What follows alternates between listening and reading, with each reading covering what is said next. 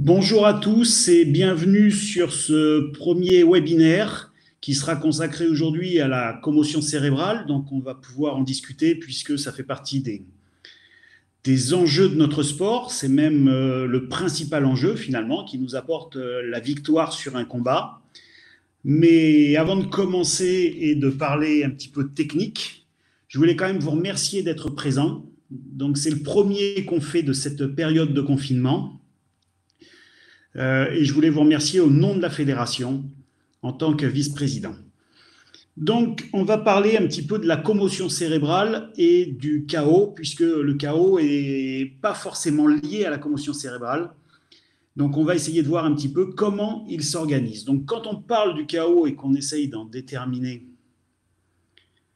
finalement sa définition, c'est un hors-combat. C'est un hors-combat qui peut être physiologique, psychologique ou physique.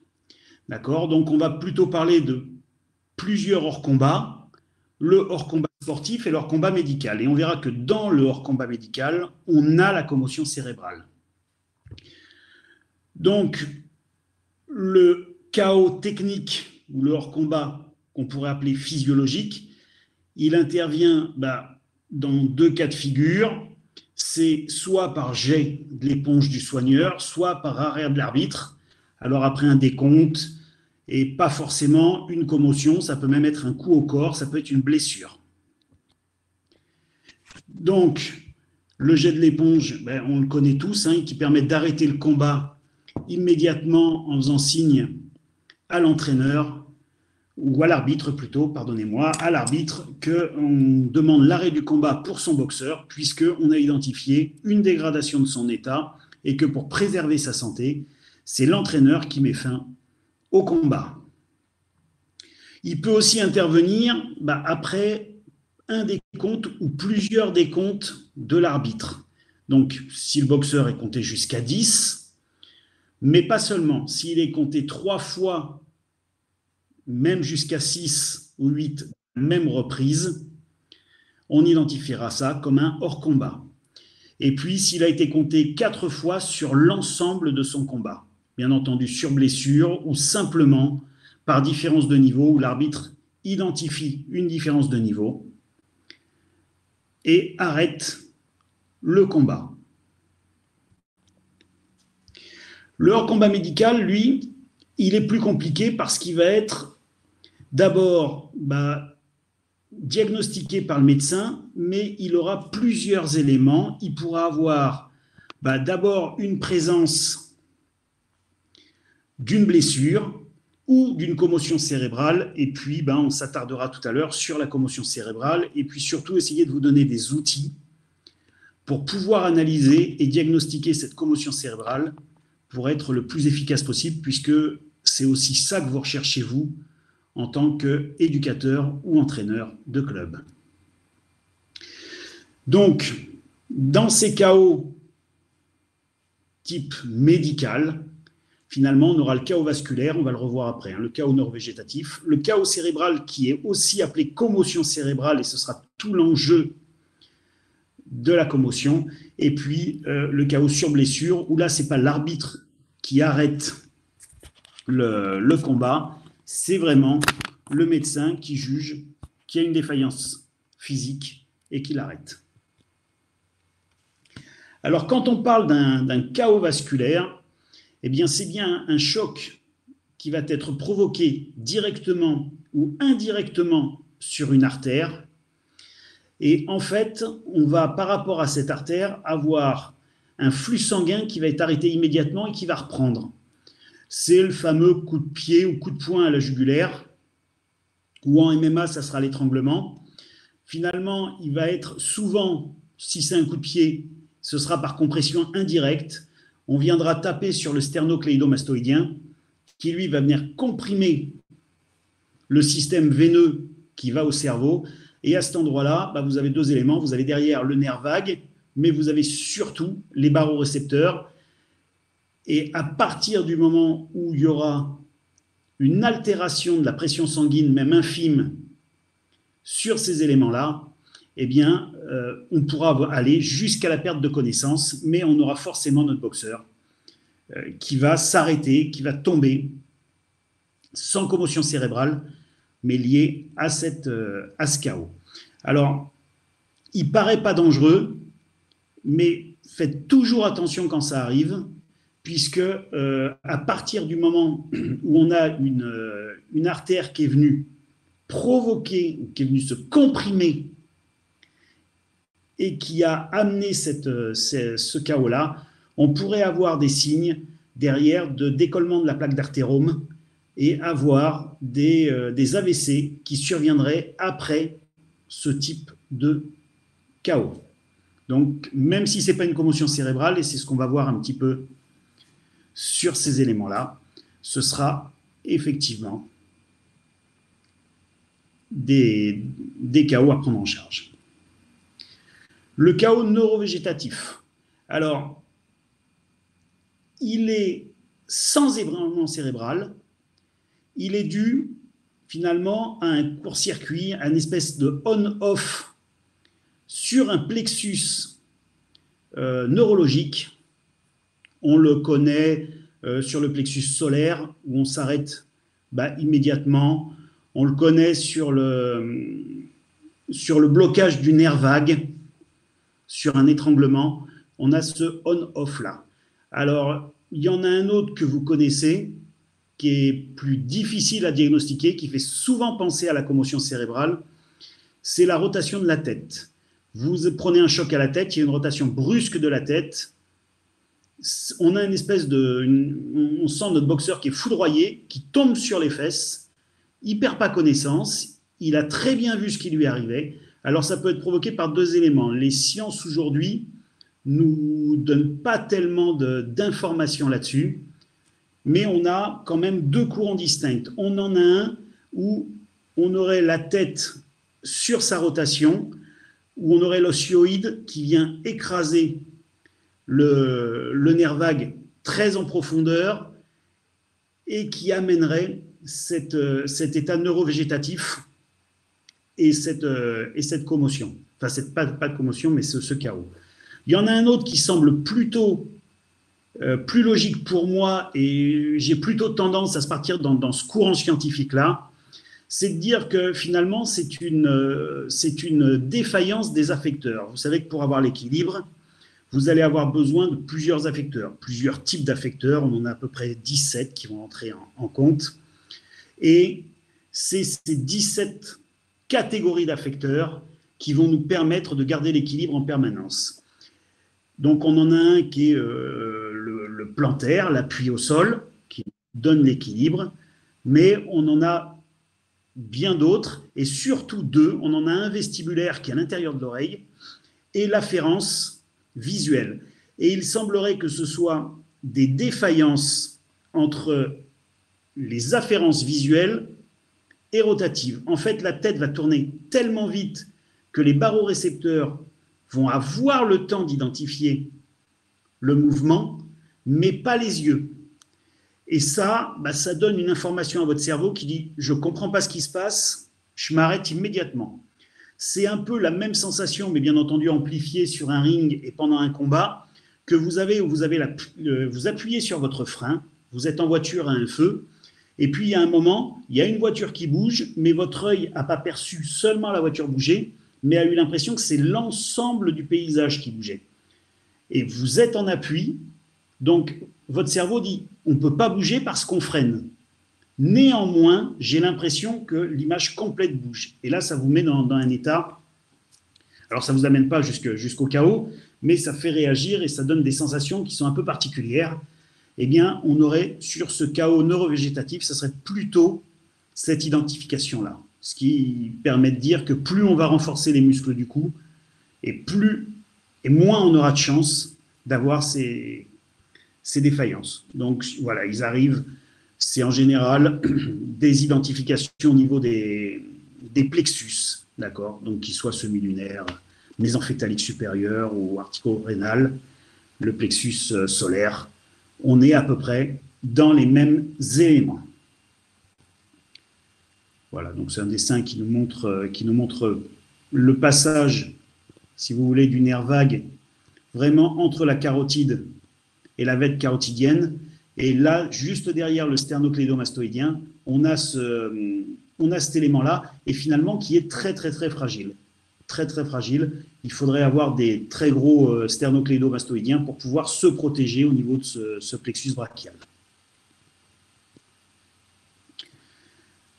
Alors, le chaos cérébral ou la commotion cérébrale, ça, c'est vraiment tout l'enjeu, et c'est ce qu'on va essayer de voir aujourd'hui. Parce qu'il y a plusieurs causes. On n'est pas d'accord entre scientifiques, mais ça va s'arranger. Les scientifiques s'arrangent toujours entre eux. Il a certainement une cause primaire, une cause secondaire. On a des différences d'analyse aujourd'hui qu'on pouvait avoir il y a 5 ou même 10 ans. Et puis, c'est certainement l'enjeu pour les sports de combat de la prochaine Olympiade. Donc, je vous parlerai un petit peu de la plateforme qui se met en place après, parce que ça vous intéresse aussi en tant qu'entraîneur, qui va s'appeler le permis de boxe. Mais on est vraiment dans cette commotion cérébrale et il faut la prendre en charge puisque c'est le seul moyen de protection, finalement, de nos sportifs. Alors, très particulier dans les sports de combat et surtout dans les sports pugilistiques, c'est que nous, la commotion cérébrale fait partie intégrante du combat. C'est tellement une partie intégrante que si vous arrivez à faire obtenir à votre adversaire une commotion cérébrale, vous gagnez le combat.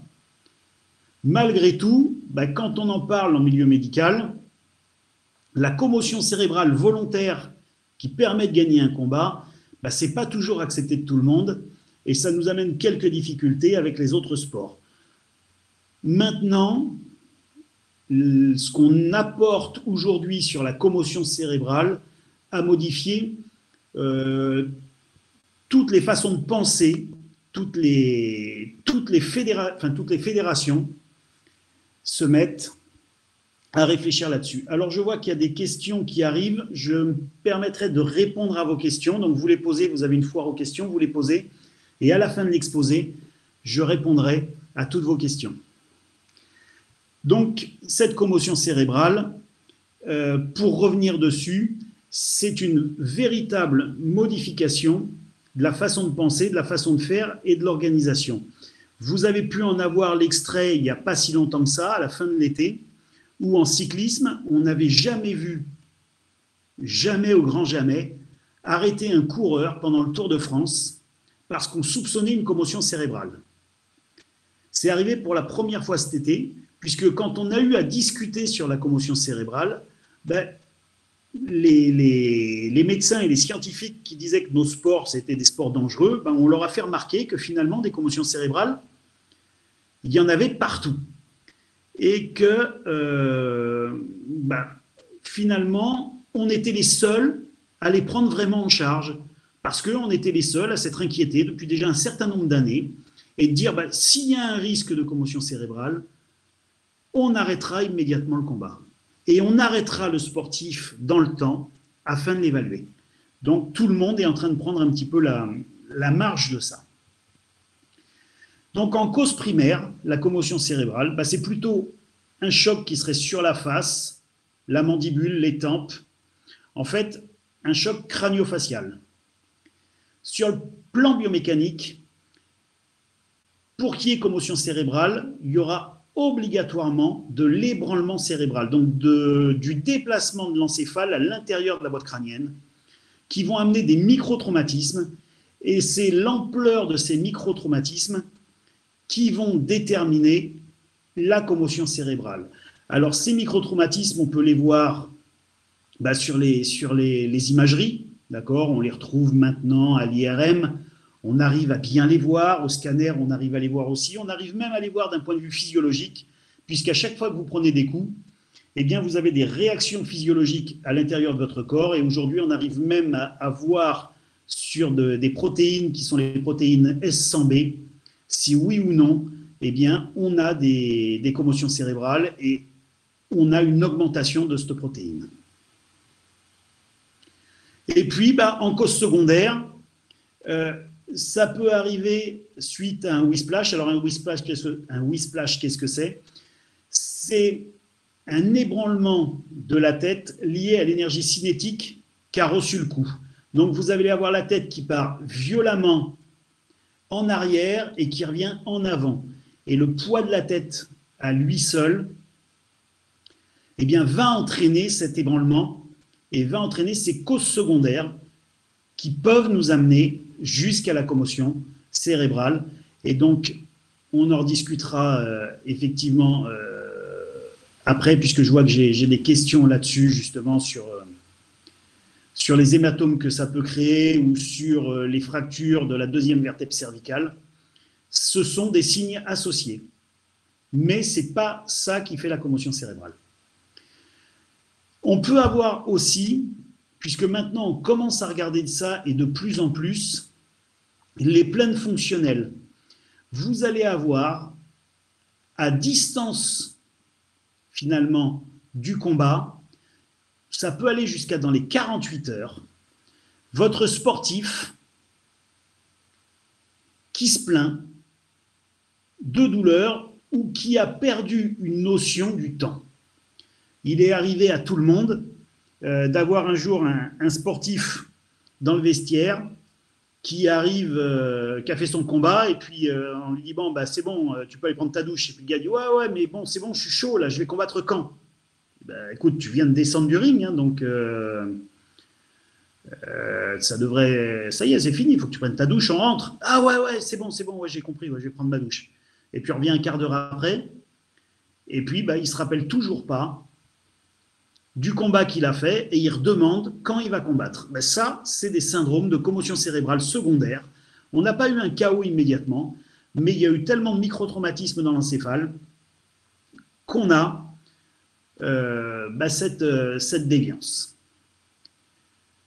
D'accord?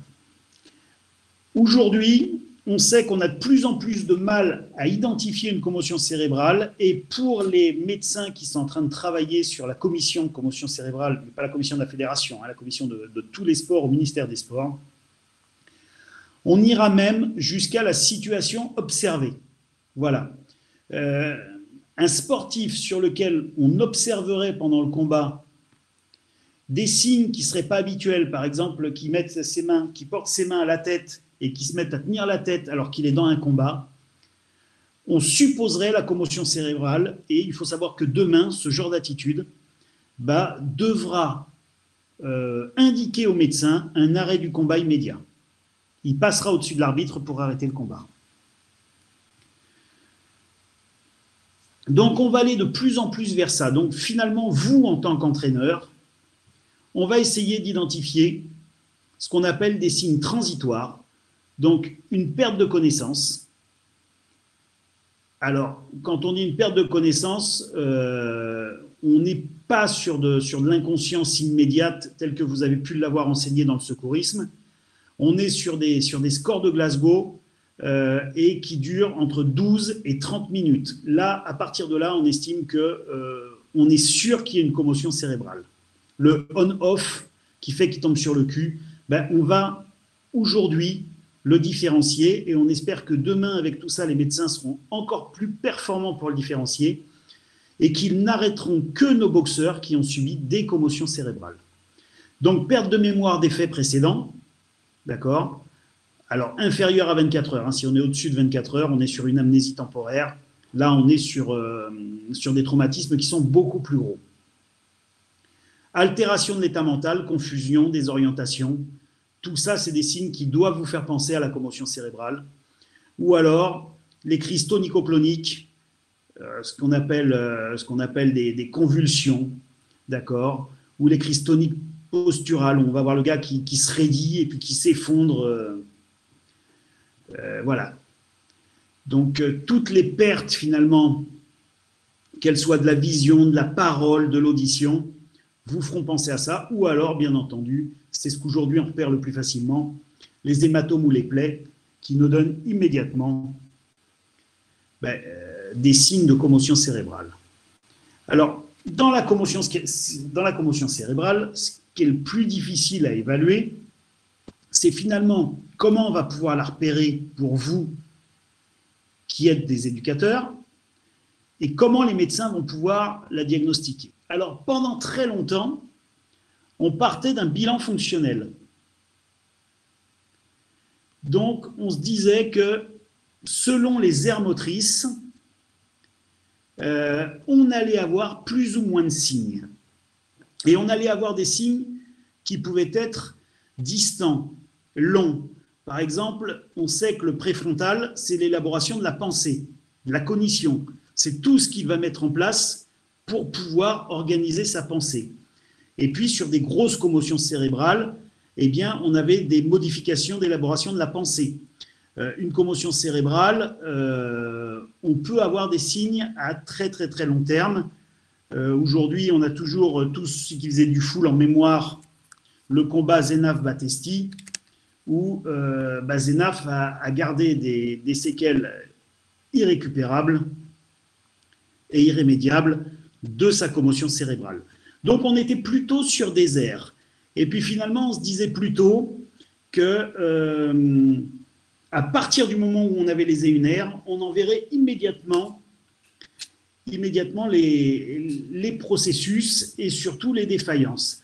Alors ça, ça venait des expérimentations qu'on avait pu monter au début du 19e siècle et où on avait essayé de séparer le cerveau et d'y mettre certaines zones. Alors, c'est à la fois vrai, mais pas que. On sait aujourd'hui que votre cerveau ne travaille pas que par des aires simultanées, mais en plus, il va travailler par des couches. Et ça va même être plus compliqué que ça, puisque en plus de le fait de travailler par des couches, il va travailler par des modifications simultanées liées aux parties mnésiques de votre cerveau et à tout ce que vous avez pu accumuler. Donc, aujourd'hui, on arrive à être plus fin en identification. Bien entendu, on continue d'utiliser les lésions des aires pour avoir des organisations générales, mais les outils diagnostiques qu'on va avoir vont être beaucoup plus fins pour savoir quelles peuvent être les lésions à long terme liées à certains traumatismes, et puis selon la taille des traumatismes, bien entendu, puisqu'on peut aller des micro-lésions jusqu'à des hématomes extraduraux, intraduraux, sous-duraux. Voilà, on peut être sur des lésions qui sont très très importantes, même avec un seul coup de poing.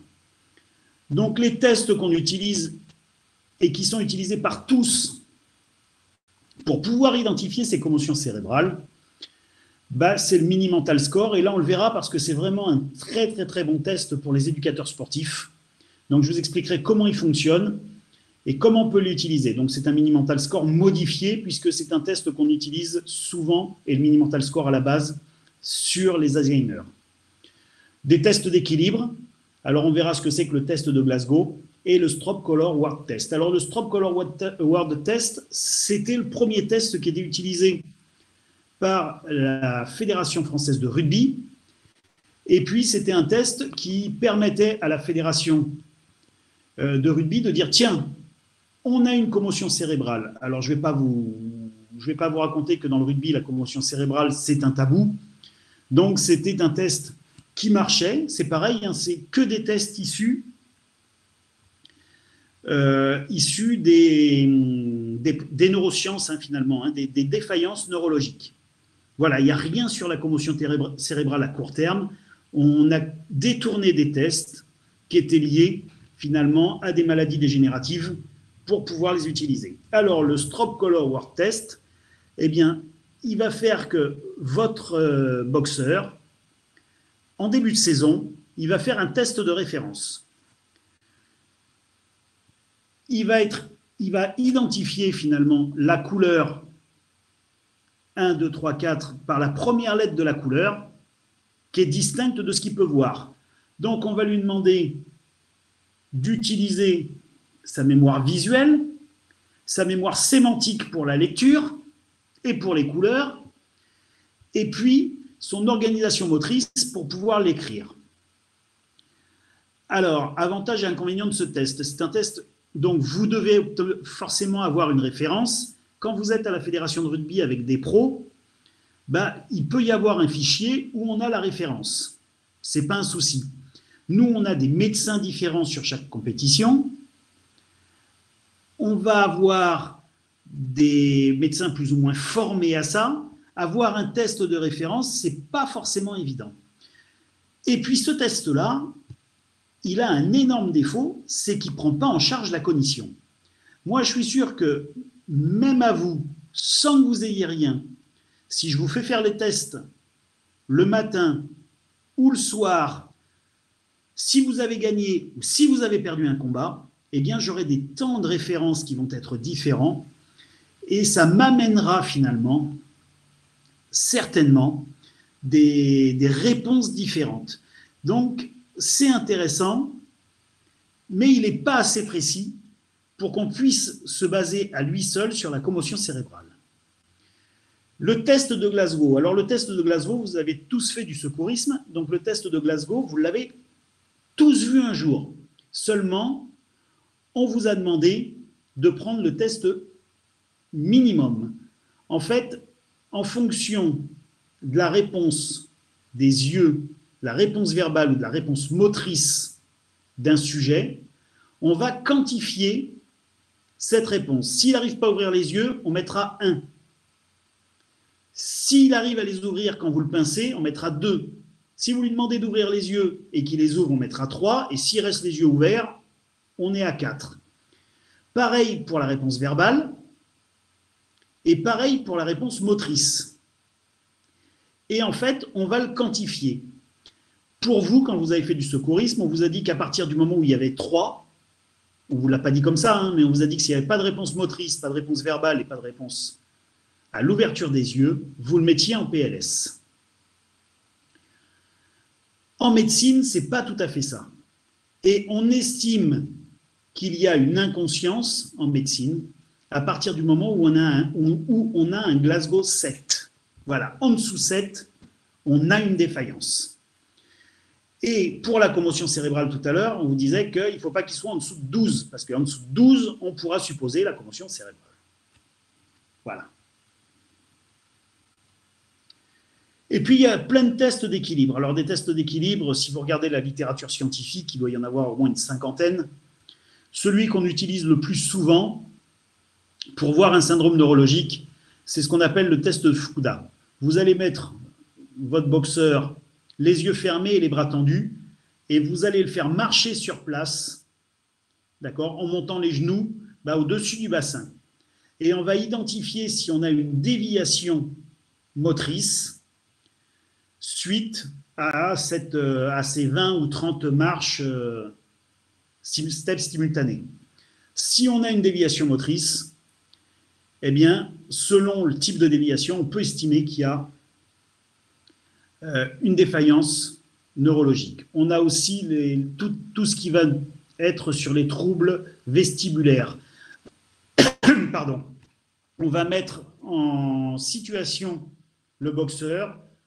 On va lui demander, par exemple, on va l'asseoir sur une table, et puis on va lui dire, voilà, tu vas te pencher en arrière, et puis en même temps que tu seras penché en arrière, tu vas tourner la tête à 45 degrés à droite. Et on va voir s'il arrive à contrôler, ou si au moment où il tourne la tête rapidement, il y a une défaillance vestibulaire, il se met à s'effondrer.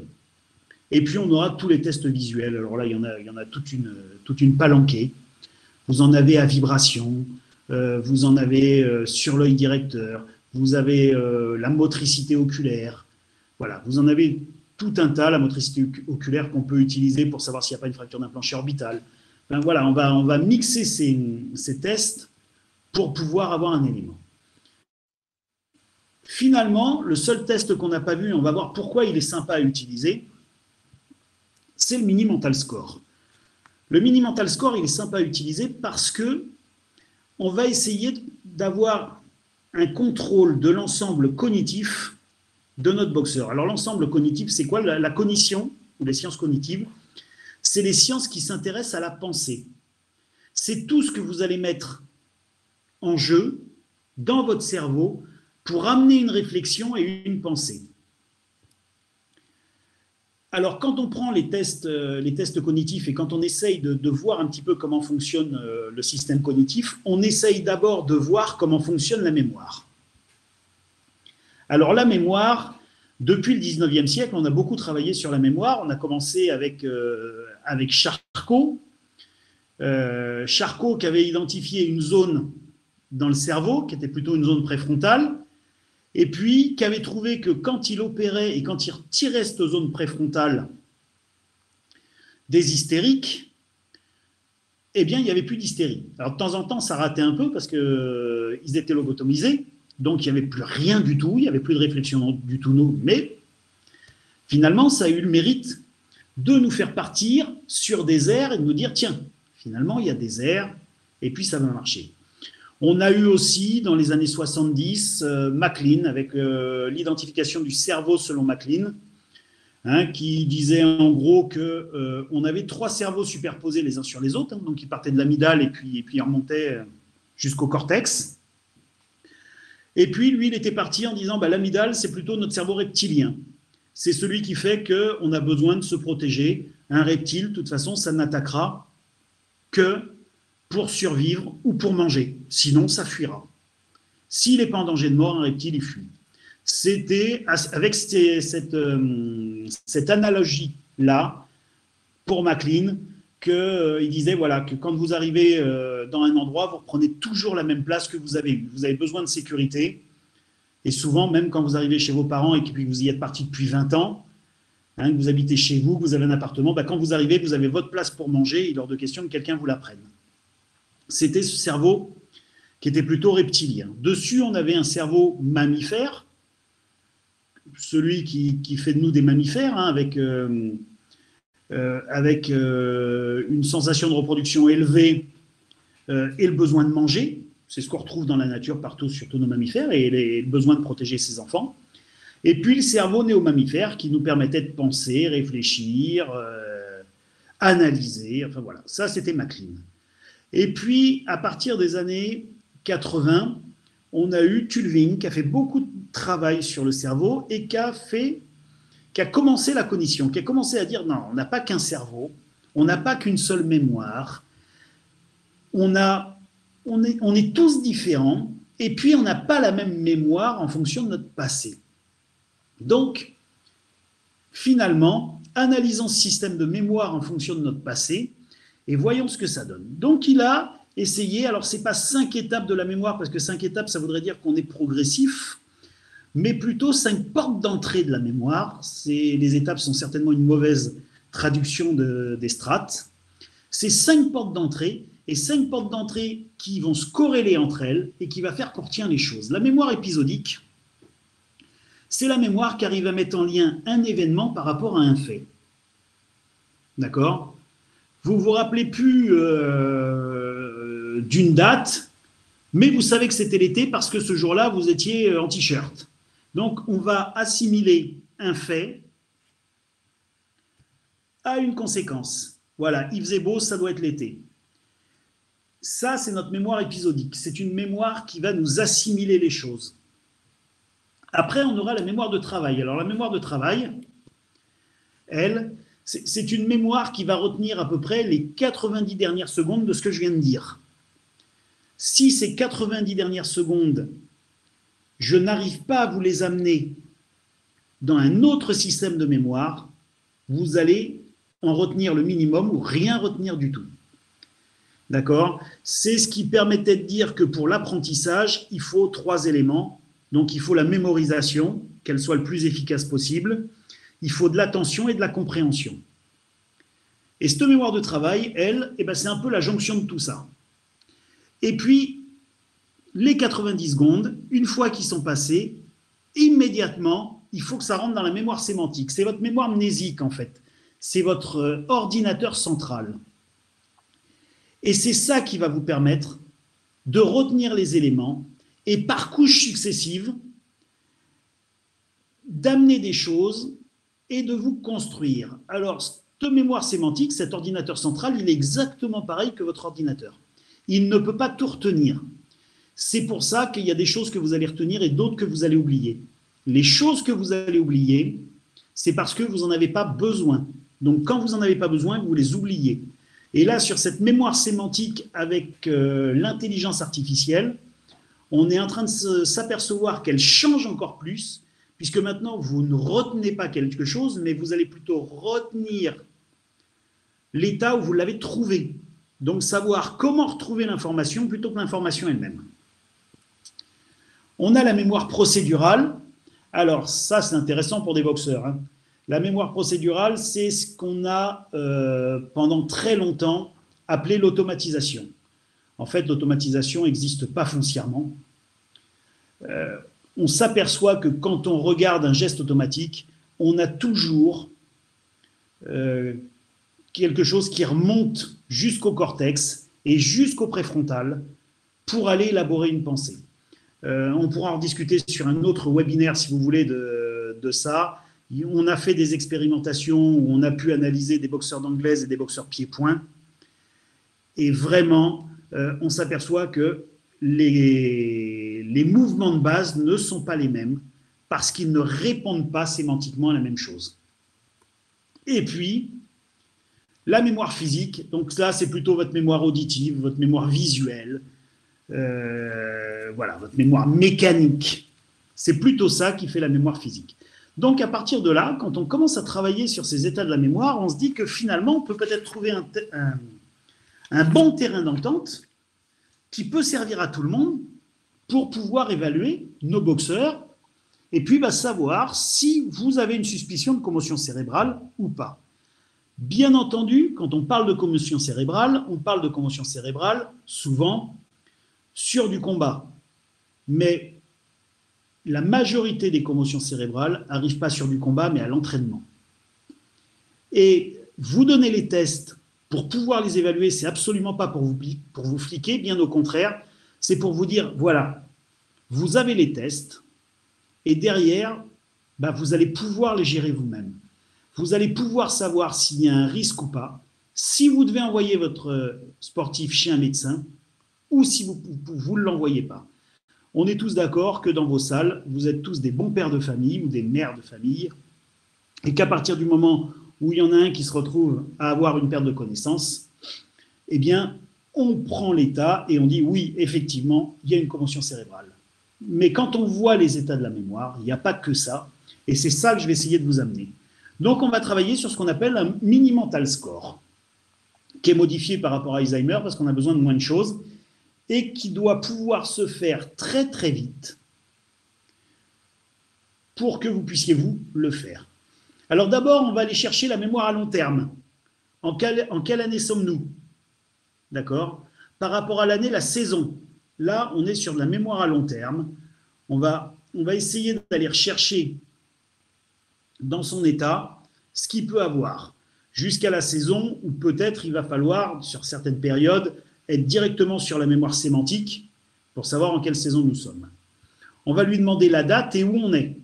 Bien entendu, si vous avez un gars qui ne se rappelle pas du jour, c'est pas très très grave, mais qui se rappelle bien qu'il est dans la salle et puis qu'il est dans la ville, le département, ça il l'a bien parce qu'il habite ici, et puis qu'il ne sait plus si on est le 14 ou le 15, c'est pas très très grave, mais c'est l'addition de tout ça qui fait quelque chose. Si le gars ne se rappelle plus de la date, mais qu'il a du mal à se rappeler qu'il est dans la salle de boxe, là, effectivement, on peut dire qu'il y a certainement une incidence sur le préfrontal. Il n'arrive plus à penser et à essayer de se remettre dans l'état où on pourrait être. Alors, on va essayer de lui faire apprendre 3 mots. Il va les répéter 3 fois. Et on va plutôt prendre cigare, fleur et porc. Et là, on va lui dire, écoute, tu répètes 3 fois cigare, fleur, porc. Cigare, fleur, porc. D'accord? Et puis, une fois qu'il aura répété 3 fois cigare, fleur, porc, on va lui faire un vrai travail de mémoire où là, il va avoir besoin de réfléchir et d'analyser les choses. Tu vas compter de 7 en 7 en diminuant, alors à partir de 100 ou 50, parce qu'après, ils peuvent l'apprendre par cœur. Et on va voir. Alors, qui compte sur ses doigts, ce n'est pas très très grave. Le tout, c'est est-ce qu'il est capable de mettre en jeu une vraie réflexion, d'aller chercher dans sa mémoire sémantique et sa mémoire de travail, et de compter comme ça en diminuant. Et une fois qu'il aura compté un peu en diminuant, vous lui redemandez Vos 3 mots, cigare, fleur, porc. Pourquoi ces 3 mots-là, cigare, fleur, porc? Parce que c'est 3 apprentissages qui sont complètement différents. D'abord parce qu'ils ne servent pas à la même chose. Ils ne se ressemblent pas. Et dans les 3 mots, vous n'aurez aucune similitude sonore qui peuvent vous faire penser l'un à l'autre. Alors, je vous en ai mis 2 parce que vous pourrez retrouver, si vous regardez dans la littérature, parce que je sais que vous êtes fervent de recherche et qu'en général vous regardez, vous pourrez retrouver que dans ces 3 mots, de temps en temps, on utilise citron, clé, ballon. Alors, ces 3 mots-là sont faits pour les Alzheimer et pour ne pas les mettre en difficulté. Citron, ballon, ça finit pareil, ça a la même forme. D'accord? Donc, finalement, ils n'en ont que 2 à apprendre. Voilà. Mais vous utilisez bien cigare, fleur, porc.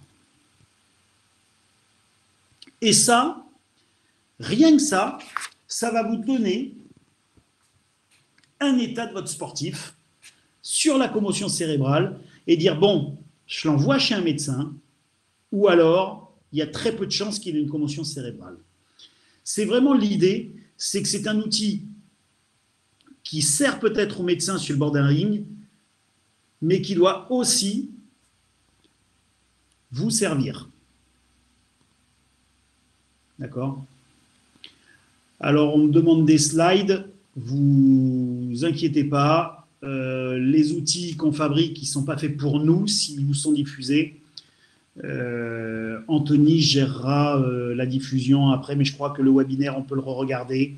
Vous aurez tout le loisir d'avoir le document, il n'y a rien de secret.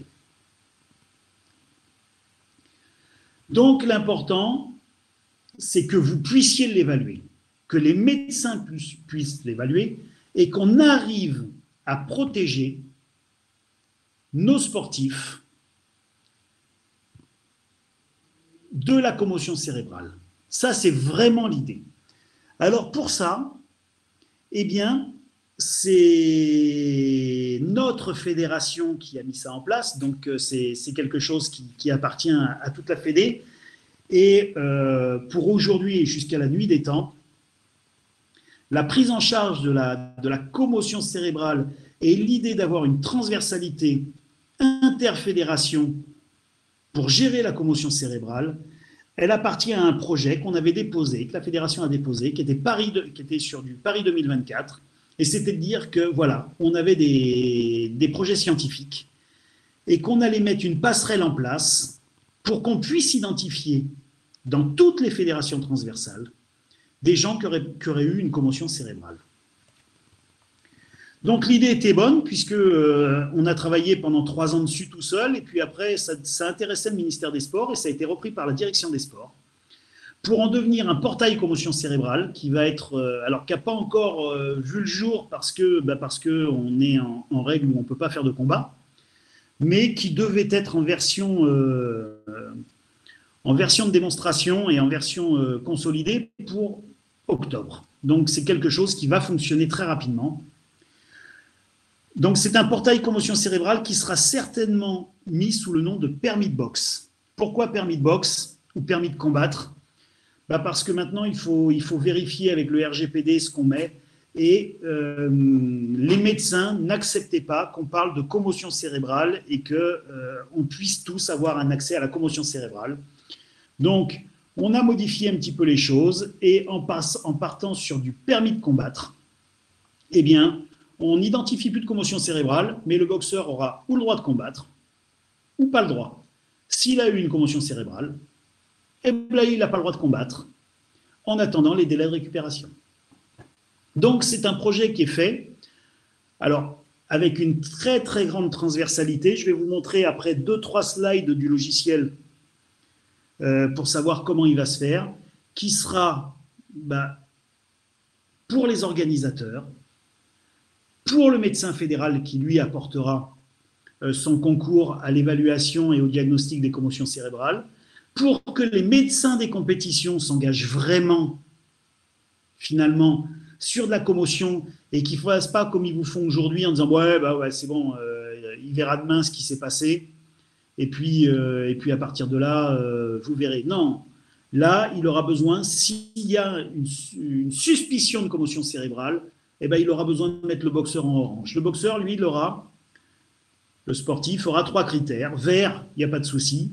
Orange, bah, il faut l'évaluer parce qu'il y a une suspicion. Et rouge, eh bien, il est en période de commotion cérébrale. Il ne combat pas. Donc, tout le monde a du boulot là-dessus. Alors, avec la direction des sports qui assure le suivi du logiciel, et puis la formation du logiciel auprès des cadres, c'est l'INSEP, c'est un bureau de l'INSEP qui met en place la commotion cérébrale. Alors la fédération, alors vous pouvez avoir marqué là sur la diapo, Ligue. Cette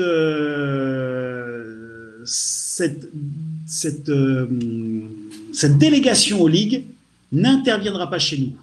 En fait, en boxe anglaise, ce sont les ligues qui décident des galas. C'est en fonction des régions. Nous, les galas sont gérés par la fédération, donc c'est la fédération qui gérera tout ça. Donc la fédération, bah, elle va gérer donc, le logiciel, l'importation des données. En fait, le but du jeu, c'est que ce ne soit pas vous qui rentriez les données des boxeurs, mais que ce soit la fédération qui, par une transmission de son fichier tous les jours sur la plateforme de l'INSEP, eh bien, envoie toutes les licences. Bien entendu, la fédération devra aussi vous former, parce que c'est bien beau de mettre des choses en place, mais vous allez voir que l'organisateur, il a aussi des choses à faire. La fédération créera un compte pour le médecin fédéral, bien entendu, et puis chacun aura des comptes. Donc, on aura des comptes à plusieurs étages. Voilà, par exemple, le médecin fédéral aura un accès que les organisateurs ou les médecins de compétition n'auront pas. C'est le médecin fédéral qui pourra faire passer ou en rouge ou en vert, par exemple, un boxeur que le médecin de compétition aura mis en orange. Une fois qu'il l'aura mis en orange, le médecin de la compétition ne peut plus intervenir. C'est le médecin fédéral qui le gérera. Donc le médecin fédéral, lui, il aura à contrôler. Alors quand je dis toutes ces commotions cérébrales, c'est pas vrai, on en a identifié 21 pour l'année 2018. Donc c'est pas non plus, voilà, on n'est pas un sport avec beaucoup de commotions cérébrales. On est un sport avec beaucoup de chaos, mais pas forcément des commotions cérébrales, et ce qui est tant mieux quand même. Donc c'est le seul qui pourra lever l'interdiction pour le combattant. C'est le médecin fédéral qui lèvera l'interdiction.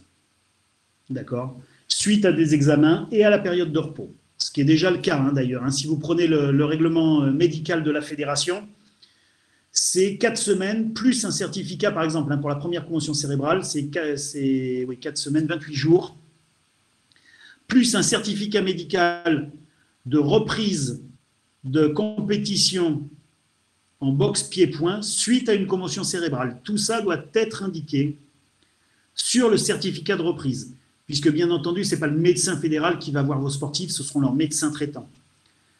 Mais le médecin fédéral se basera sur ce que le médecin traitant a écrit, et comme on sait que de temps en temps, il pourrait y avoir certains sportifs qui omettent de dire qu'ils ont besoin d'un certificat de reprise suite à une commotion cérébrale, là, il est obligé de l'écrire sur le certificat de reprise, comme ça, on est tranquille. Cet état-là, aujourd'hui, et ces périodes de récupération sont transversales à la fédération de savate et à la fédération de boxe. L'organisateur, lui, c'est lui qui connaît les boxeurs, c'est lui qui connaît le médecin de la compétition, c'est lui qui assure un petit peu toute la coordination de son gala. Ce sera à lui de remplir tout ça via la plateforme. En plus, il devra faire sa validation de combat pour savoir comment ça va se passer. Ça, il y a un intérêt aussi pour l'organisateur, c'est qu'on sait qu'on a toujours des combats qui changent au dernier moment. Si vous avez un combat qui change au dernier moment, vous êtes vous êtes capable de savoir s'il est en rouge ou s'il est en vert. Voilà. Le médecin de la compétition, lui, il mettra du orange ou du rouge selon ce qu'il a vu. Et puis le sportif, bah lui, la seule chose qu'il a à faire, c'est donner l'autorisation d'apparaître sur le portail. Alors, c'est un petit peu comme avec le ministère des Sports. On avait une réunion ce matin sur le médico-sport santé. La réunion était enregistrée. Et puis, ceux qui ne voulaient pas être enregistrés, eh ben, partaient de la réunion. Le RGPD pour le ministère des Sports, c'est ça. Donc, malheureusement, s'il y a un boxeur qui ne veut pas être sur la plateforme, bah, il n'aura pas le droit de boxer. Donc la plateforme, c'est juste 3 minutes pour vous dire comment ça va être foutu. On y rentrera l'incident par rapport à la compétition, par rapport au combat, dans quelle discipline c'était, s'il a été gagné, s'il a été perdu, quand et à quelle heure c'est arrivé, ce qui sera plus facile pour les déclarations d'assurance. On parlera de chaos neurologique, pas de commotion cérébrale, d'accord? À partir du moment où il y a chaos neurologique, il y a commotion cérébrale.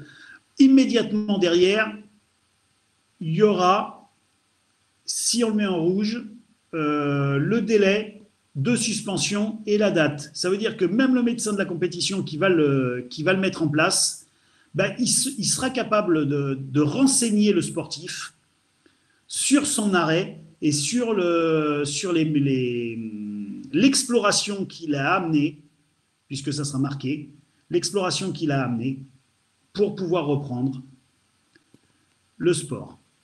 Donc le médecin fédéral, lui, recevra les incidents, comme ça, tous les week-ends, et puis il n'aura plus qu'à cliquer pour aller voir ce qui s'est passé, savoir comment ça se passe, et puis voir quelle instruction on donne derrière.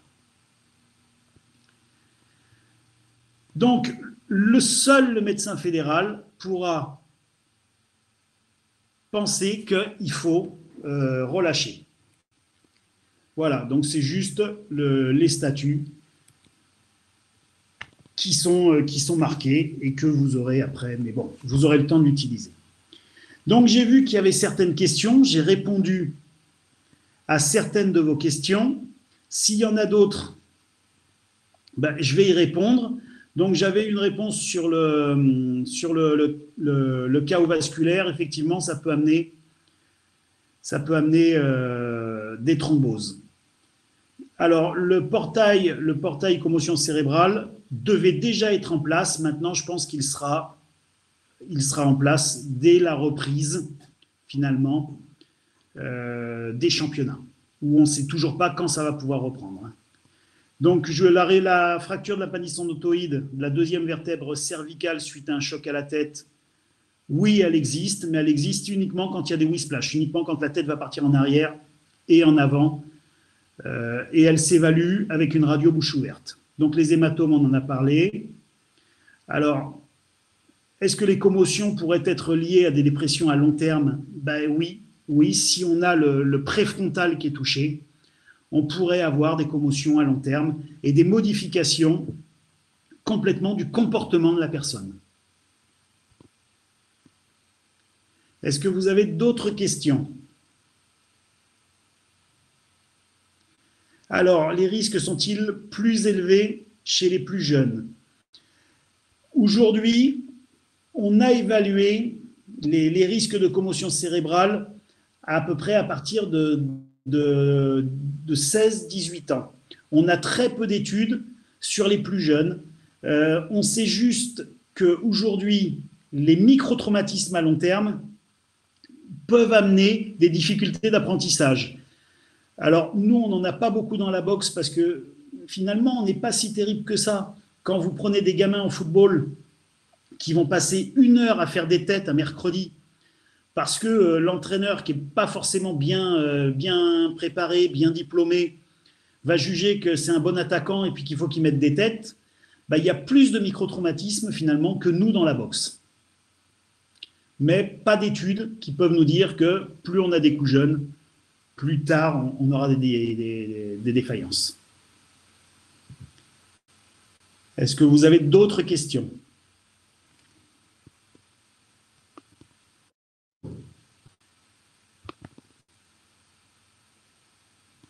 Alors, les protections peuvent vraiment protéger des commotions? Non. Quand on fait mettre des casques à des boxeurs, c'est bien pour les lésions cutanées. Il n'y a pas assez d'amortissement pour prévenir des commotions cérébrales. Voilà. On travaille beaucoup plus sur les lésions cutanées. Et les gants, ben même les gants protègent beaucoup plus les mains que de la commotion cérébrale.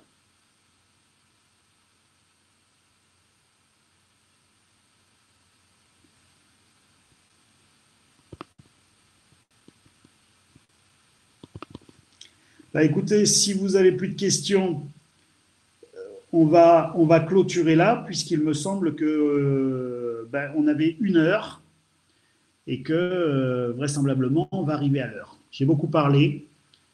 J'espère que si vous avez d'autres questions, posez-les, j'y répondrai hein, pendant que je clôture. J'espère que j'ai pu vous apporter des informations, que ces informations vont pouvoir vous aider dans votre pratique tous les jours. Si vous avez besoin, vous pouvez toujours appeler la fédération pour avoir des informations, on en donnera tout le temps. Parce que ben, on est là pour ça aussi. Et puis, ben, j'espère que j'ai pu vous intéresser et que ben, ces webinaires seront toujours comme ça et qu'on pourra faire de très grandes choses. Faites attention à vous, restez protégés. Dès qu'on pourra faire reprendre le sport, on le fera et on y travaille tous les jours. Alors, j'en ai une autre question. Les tests sont identiques pour nos jeunes? Oui, exactement. Vous pouvez faire les tests à tout le monde. Donc, voilà. Voilà. J'espère qu'on pourra reprendre très, très vite. Et puis, bah, je vous salue. Je vous remercie d'avoir été là. Et je vous dis donc au prochain webinaire, puisque le prochain, je ne sais pas qui le fera, mais on va essayer de vous en faire très régulièrement pour vous amener de l'information. On essaye d'avancer tous ensemble.